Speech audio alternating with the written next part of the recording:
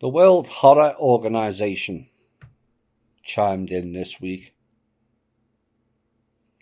and said long working hours are killing hundreds of thousands of people a year, according to their report.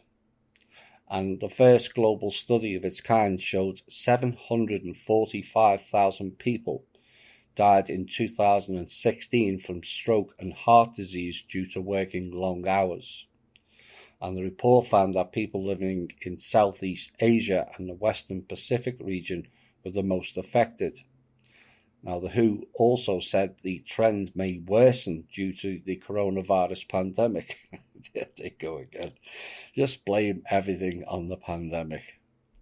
And the research found that working 55 hours or more a week, that all, was associated with 35% higher risk of stroke and 17% higher risk of dying from heart disease compared with a working week of 35 to 40 hours. There's no need to work for that long either. 30 to 35 maximum. Now, the study conducted with the International Labour Organization also showed almost 3/4 of those that died as a result of working long hours were middle-aged or older men. And often the deaths occurred much later in life, sometimes decades later than the long hours were worked. Now, in the UK, the Office for National Statistics found that people working from home during the pandemic were putting in an extra average of 6 hours of unpaid overtime a week. Boggles my mind. People who did not work from home put in an average of 3.6 hours a week overtime. The solution? Create more cooperative businesses operating under the TPC guidelines. That ends that nonsense of harvesting once and for all. And the second stage of any TPC-funded company is for the staff to work only 4 days but have equal pay to 5. And most people who are immersed in the corporate world will go, you can't do that. Yes, you can. You take out the CEOs who harvest all kinds of wages, that goes into the lower pot. You take out middle management who are just spies for the CEOs, and that goes into the pot.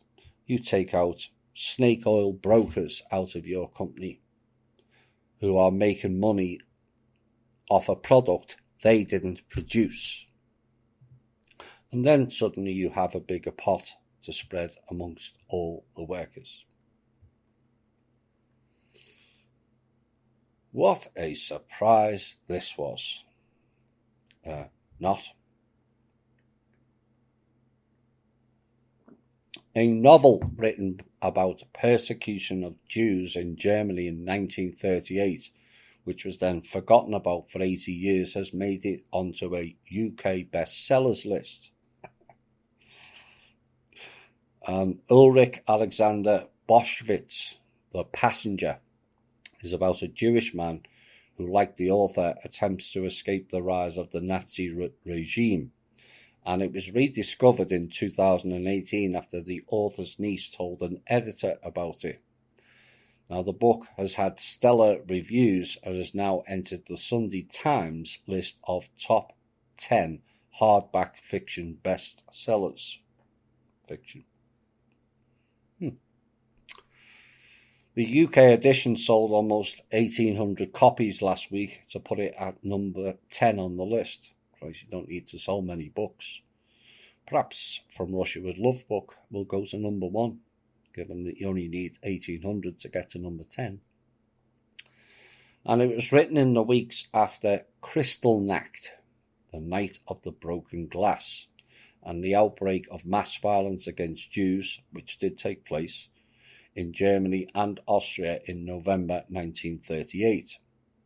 It tells the story of a Jewish businessman called Otto van Silberman, who hears a knock at his front door from Nazi stormtroopers and quickly realised he must flee.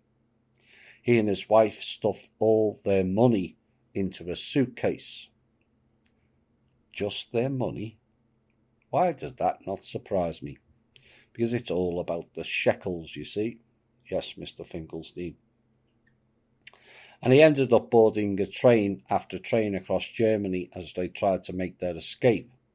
Now, Boschwitz himself had left Germany 3 years earlier after anti-Semitic laws were enacted, and his book was published in the US and UK in 1939 and 1940 respectively, but made little impact and soon went out of print. Now, the author unfortunately died in 1942 at the age of 27 when a boat he was travelling on was torpedoed by the Germans.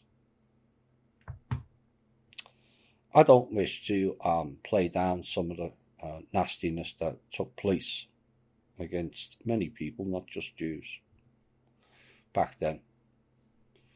But what a coincidence that they unearthed this book this week. As the same psychopaths who ransacked Russia and Germany are doing it to their own falsely created state and all neighbouring countries. So why did it come out now? Because it's a mind control, spell casting tactics is why. Sympathy for the devil that shames and guilts many peoples when it's their own kind who killed them as a sacrificial offering. His story won't tell you that. Ours will. Why is Gaza, one of the most densely populated places in the world, blurry on Google Maps? Was the question that was asked this week. And it's an issue that has been highlighted by researchers using open source, Robert David Steele, clown, publicly available information including mapping data to locate attacks and document the destruction. In fact, much of both Israel and the Palestinian territories appear on Google Earth as low-resolution satellite imagery, even though much higher quality images are available from satellite companies. And until last year, the US government restricted the quality of satellite images that American companies were permitted to provide on a commercial basis. Why?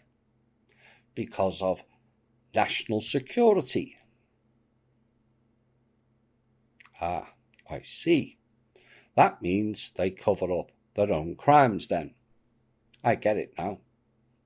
Do you? Or they? Now, the Kyle Bingaman Amendment, KBA, had been introduced in 1997 to address Israeli security concerns. Although the ruling only referred to Israel, it was also applied to the restriction to images of the Palestinian territories.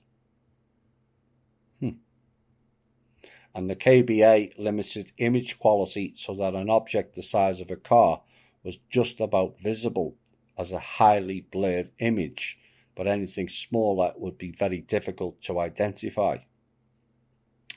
We, Israel, would always prefer to be photographed at the lowest resolution possible, said Amnon Harari, the head of space programs at Israel's Defense Ministry last year. It is always preferable to be seen blurred rather than precisely, he said, which is indicative.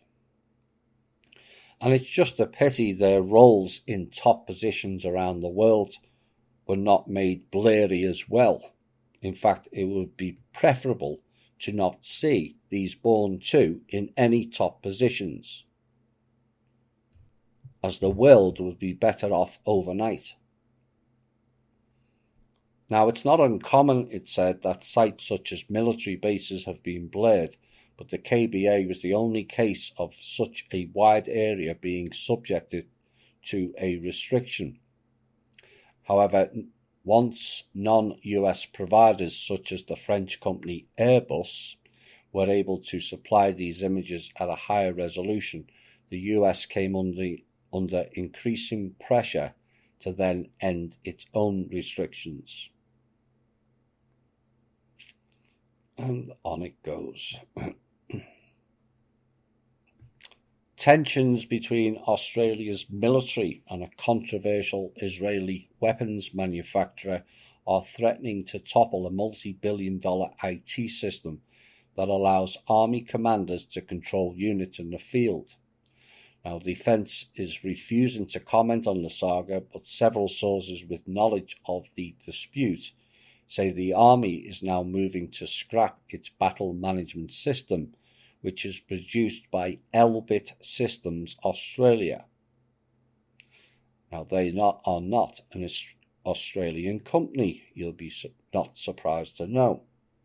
The digital Israeli technology allows army commanders to better coordinate various land assets during complex battlefield scenarios where previously they had to rely on analog methods such as maps and radios.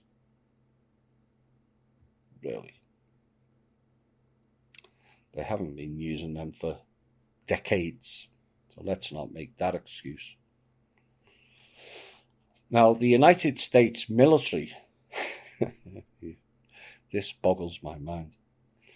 The United States military has for years taken special precautions while operating alongside Australian vehicles that are equipped with the Elbit BMS system because of security concerns about the Israeli technology.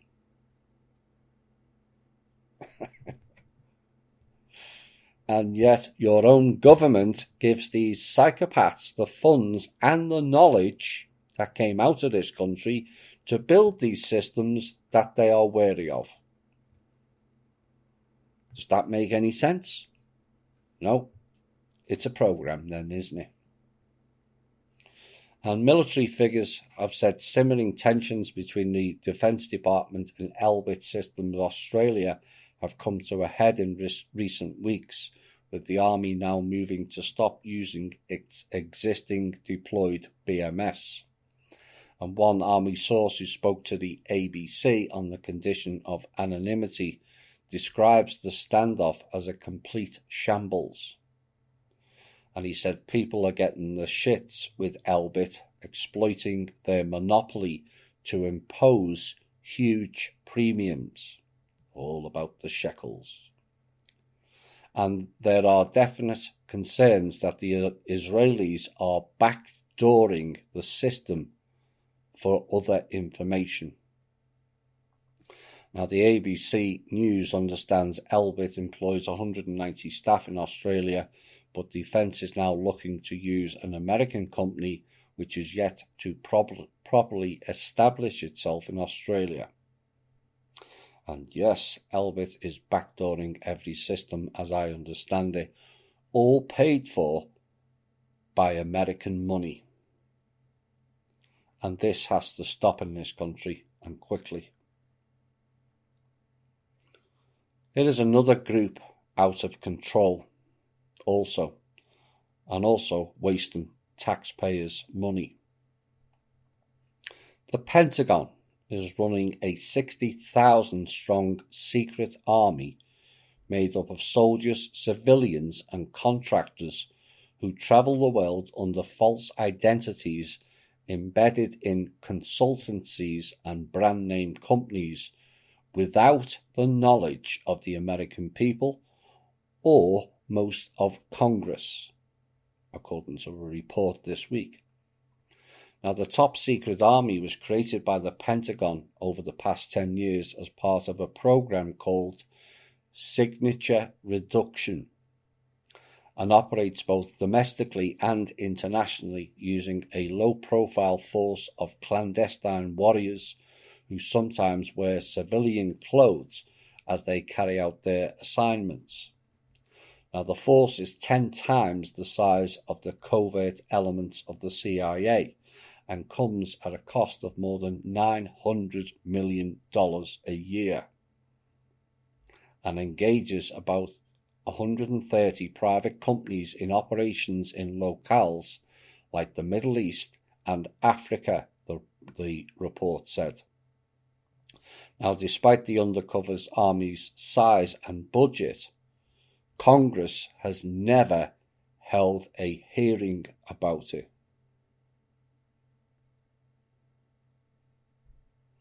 The fact that it's mainly operating in the Middle East and Africa means it's working for Israel then.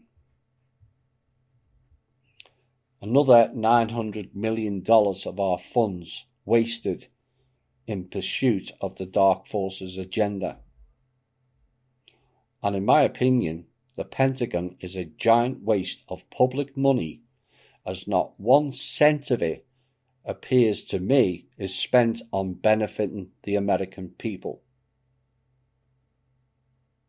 All of it seedy, undercover, underworld, black budget expenses with zero oversight. None.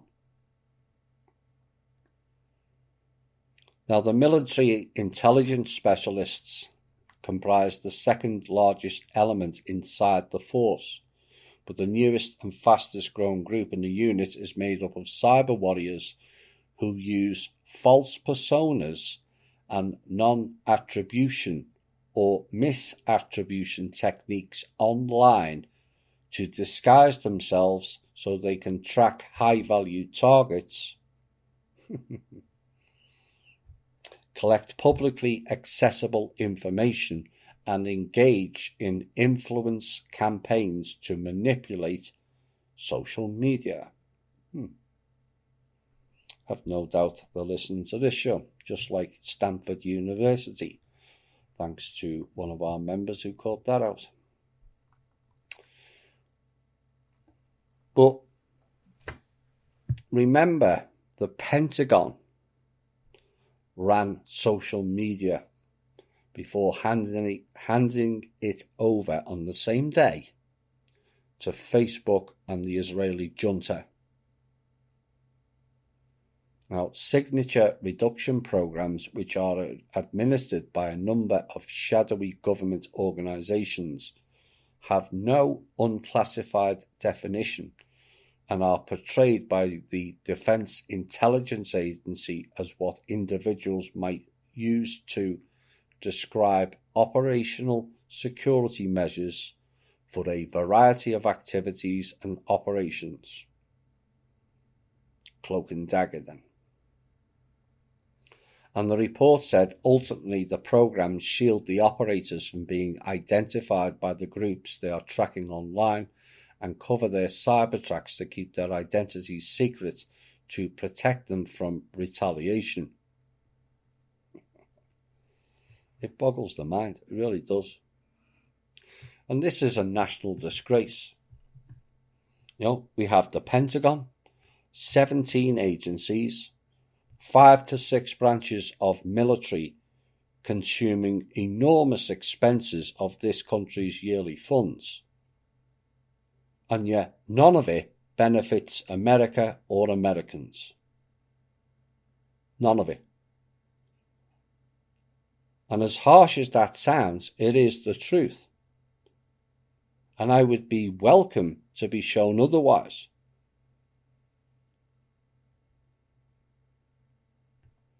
$1 trillion a year to wage war on other countries, and none of it helping Americans is the reality.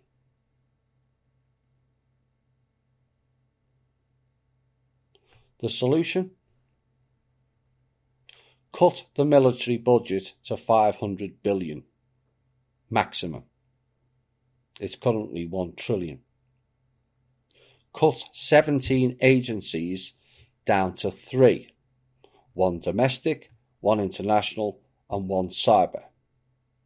Cut the 5 to 6 military branches into 3, land, sea, and air, and make them defend this country only. or lose more budget money. And if you thought the actions of the Pentagon were bad in that story, listen to this one. A recently relieved Space Force commander claimed Monday night that the Pentagon sent service members a video that claimed that America and white people were evil. Yes, you heard it correctly. Lieutenant Colonel Matthew Lohmeyer told Fox News that the videos were sent out to every base and service member, and we were asked to watch them in preparation for our extremism down days and discussions on race. Those videos, Lohmeyer added, taught that the country was evil, that it was founded in 1619 and not 1776, and that whites are inherently evil. Lohmeyer did not specify when the videos were sent out beyond saying it had happened in the past 10 months when he was in command of a unit. However, in early February, Defense Secretary Lloyd Austin ordered a military-wide stand-down in an effort to tackle domestic extremism in the ranks following the January 6th riot at the US Capitol. This is what we are wasting $1 trillion a year on. For jackasses with badges of dishonour to spew out Hebrew Anunnaki and Siakar pro-pagan Da.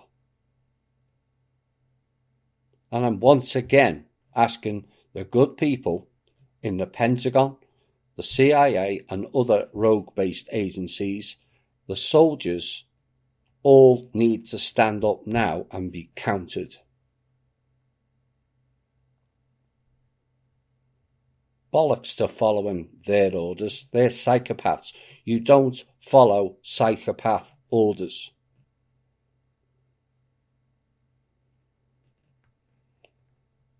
You are being swept with the same brush as these psychopaths and their Israeli agenda. Let's unite and bring these old system dark forces down. This is for them.